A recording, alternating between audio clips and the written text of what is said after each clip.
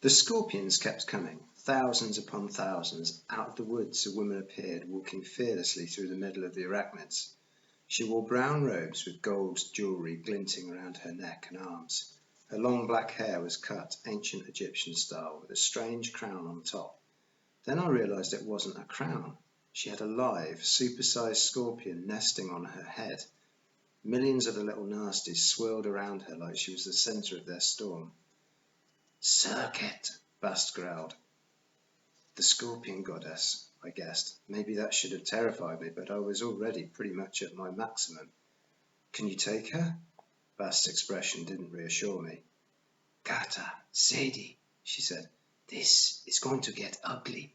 Get to the museum, find the temple. It may protect you." "What temple?" I asked. "What about you?" Sadie added. "I'll be fine. I'll catch up." But when Bast looked at me, I could tell she wasn't sure. She was just buying us time. "Go," she ordered. She turned her giant green cat warrior to face the mass of scorpions. Embarrassing truth, in the face of those scorpions, I didn't even pretend to be brave. I grabbed Sadie's arm and we ran. 11. We meet the human flamethrower. Right, I'm taking the microphone.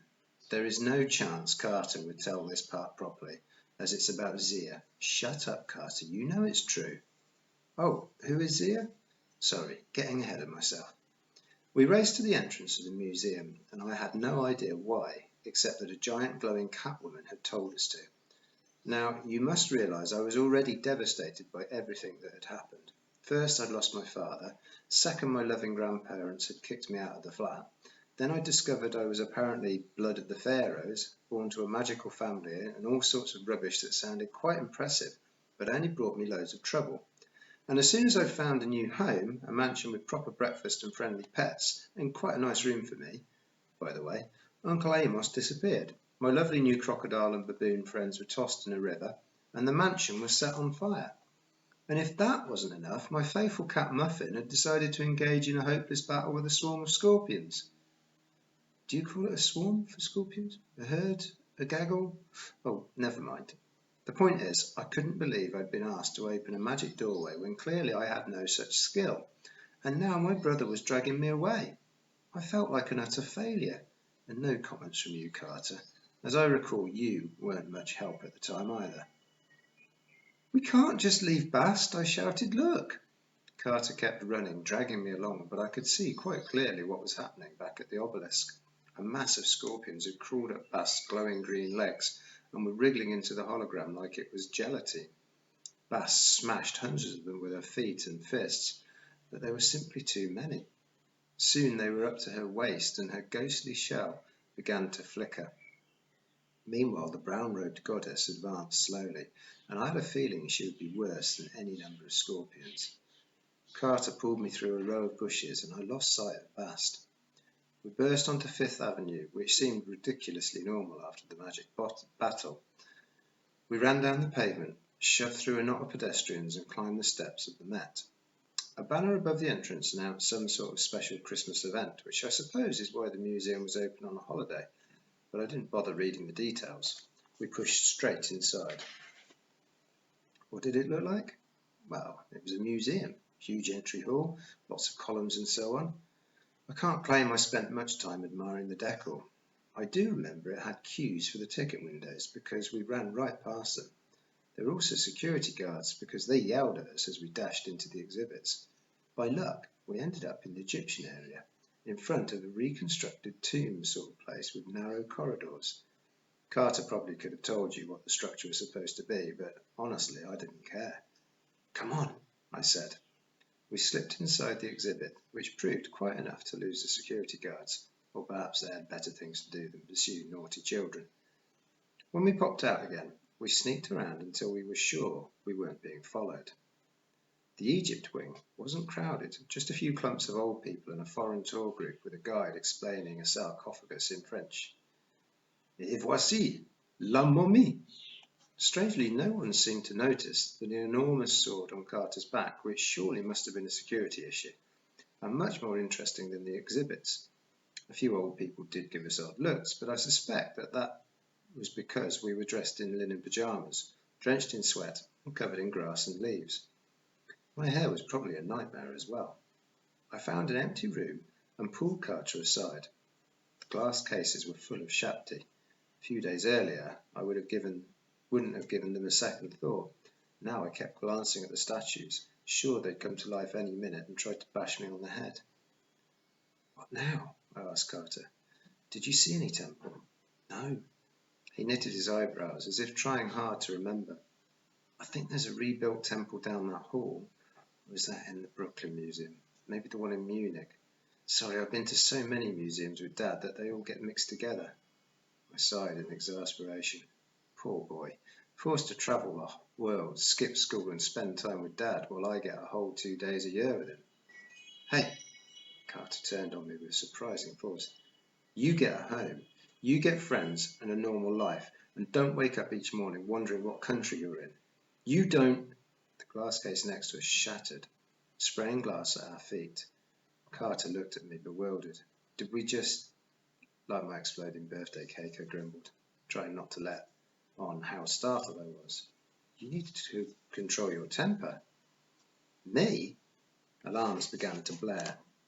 Red lights pulsed through the corridor. A garbled voice came on the loudspeaker and said something about proceeding calmly to the exits. The French tour group ran past us, screaming in panic, followed by a crowd of remarkably fast old people with walkers and canes. Let's finish arguing later, shall we? I told Carter. Come on. We ran down another corridor, and the sirens died as suddenly as they'd started. The blood-red lights kept pulsing in eerie silence. Then I heard it, the slithering, clacking sounds of scorpions. What about Bast? My voice choked up. Is she... Don't think about it, Carter said, though judging from his face, that's exactly what he was thinking about. Keep moving. Soon we were hopelessly lost. As far as I could tell, the Egyptian part of the museum was designed to be as confusing as possible, with dead ends and halls that doubled back on themselves. We passed hieroglyphic scrolls, gold jewellery, sarcophagi, statues of pharaohs, and huge chunks of limestone. Why would someone display a rock? Aren't there enough of those in the world?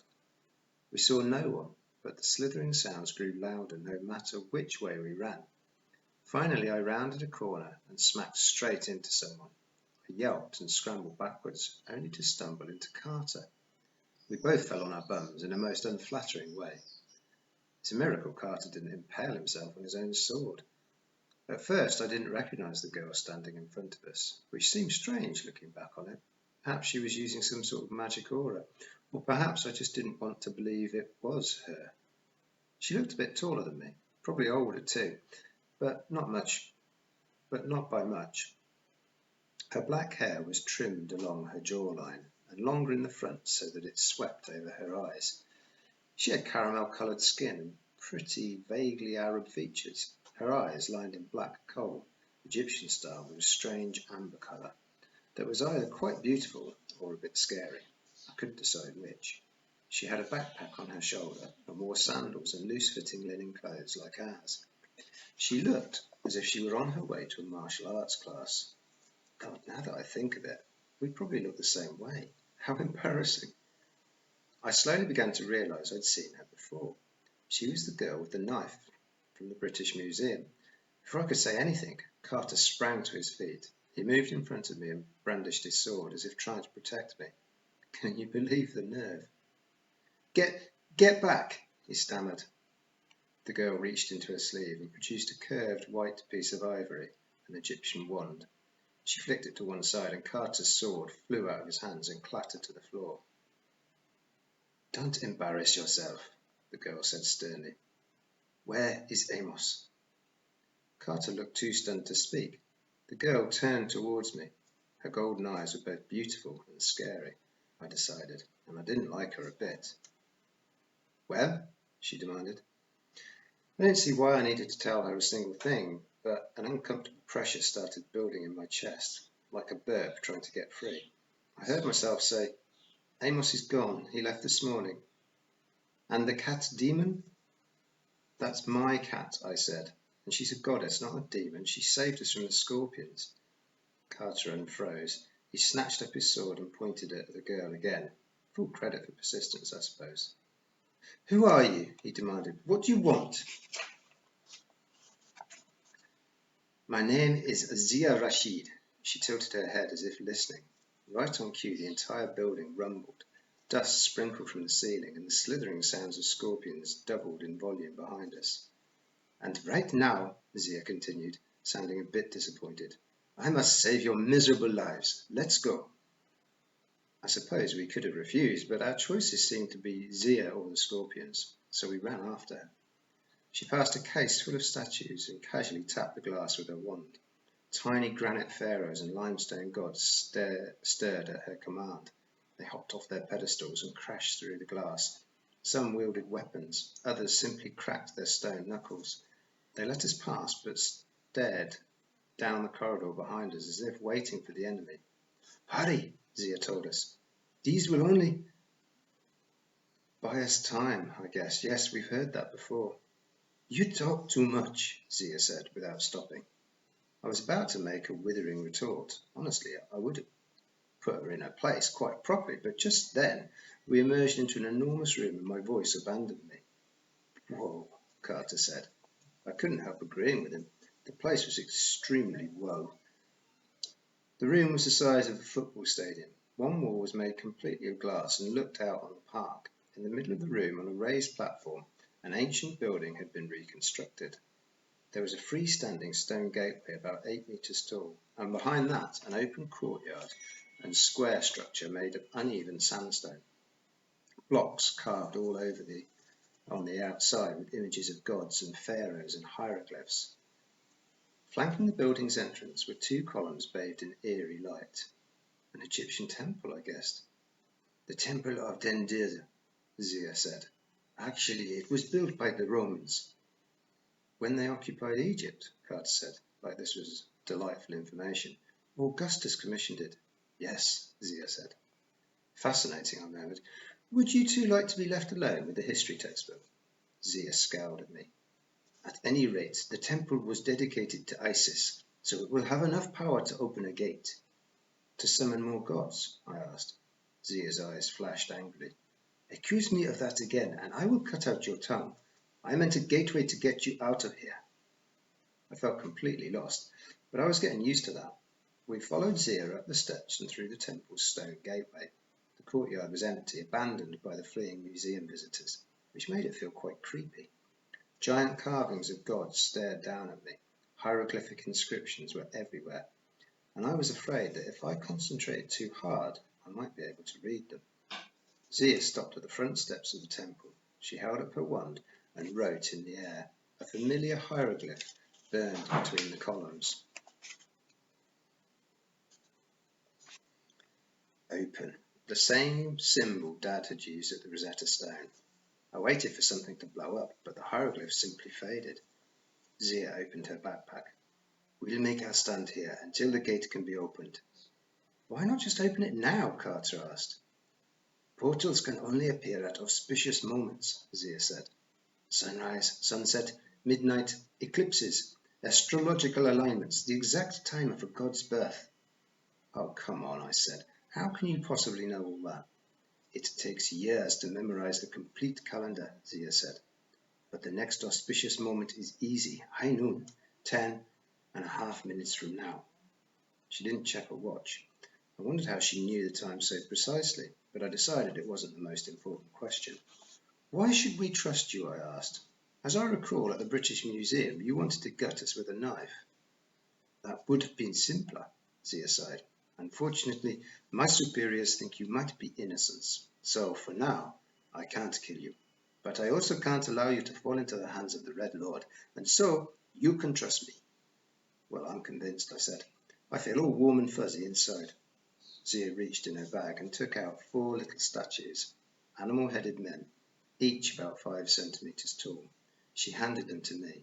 Put the sons of Horus around us at the cardinal points.